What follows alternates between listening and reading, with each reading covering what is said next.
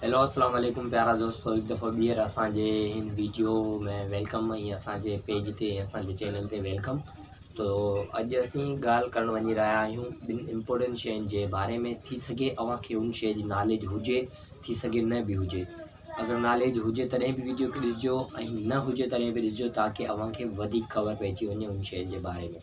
त दोस्तों, हीअ वीडियो अव्हांखे पसंदि अचे थो, अगरि नथो अचे त कमेंट बॉक्स में पंहिंजी राय लाज़मी ॾींदो, ताकी असांखे बि ख़बर पवे वीडियो ॾिसण वारा छा सोचनि था असांजे बारे में। त अव्हांजी कमेंट ॾिसी असीं ख़ुशि थींदासीं ऐं अव्हांजे कमेंट जो रिप्लाई बि ॾींदासीं।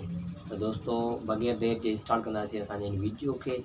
उनखां अॻु में अगरि अभी असांजे हिन चैनल ते या असांजे फेसबुक पेज ते न्यू आहियो त असांजे पेज खे फॉलो कजो ऐं असांजे चैनल खे सब्सक्राइब कजो, ताकी असांजा मज़ीद वीडियोनि जी नोटिफिकेशन तव्हां ताईं जल्द सां जल्द पहुचंदी रहे। त अॼु जा असांजा ॿ अहम शयूं आहिनि, हिकिड़ी नैत ऐं ॿियो हमद। त नैत में छा आहे ऐं हमद में छा आहे, त बोर्ड ते लिखियलु आहे ऐं रीडिंग कंदुसि या अव्हांखे ॿुधाईंदुसि त हमद कंहिंजे बारे में हूंदो आहे ऐं नैत कंहिंजे बारे में हूंदी आहे। त चए थो हमद अल्लाह ताला जे सारा न चयल शइ खे हमद चइबो आहे।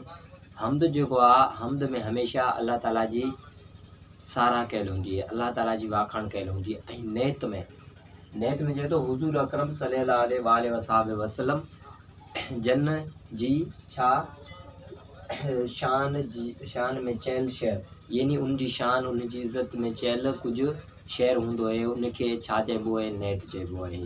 त आई होप अव्हांखे असांजो वीडियो पसंदि आयो हूंदो। अगरि पसंदि आयो हुजे त कमेंट बॉक्स में पंहिंजी राय ॾींदो ऐं पंहिंजे प्यारनि लाज़मी वीडियो खे शेयर कंदो। Thank U, love U all.